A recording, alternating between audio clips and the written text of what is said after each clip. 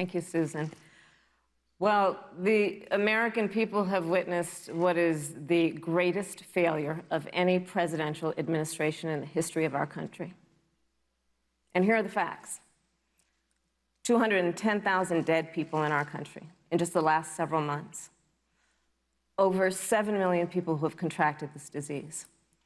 1 in 5 businesses closed.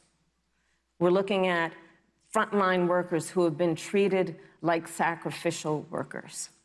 We are looking at over 30 million people who in the last several months had to file for unemployment. And here's the thing. On January 28th, the Vice President and the President were informed about the nature of this pandemic. They were informed that it's lethal in consequence, that it is airborne, that it will affect young people, and that it would be contracted because it is airborne. And they knew what was happening, and they didn't tell you. Can you imagine if you knew on January 28th, as opposed to March 13th, what they knew, what you might have done to prepare?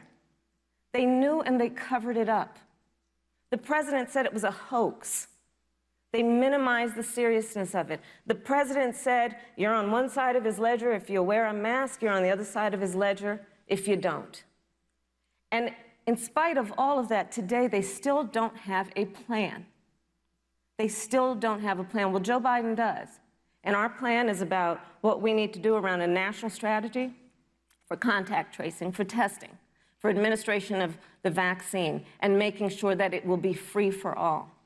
That is the plan that Joe Biden has and that I have, knowing that we have to get a hold of what has been going on, and we need to save our country. And Joe Biden is the best leader to do that, and frankly, this administration has forfeited their right to re-election based on this.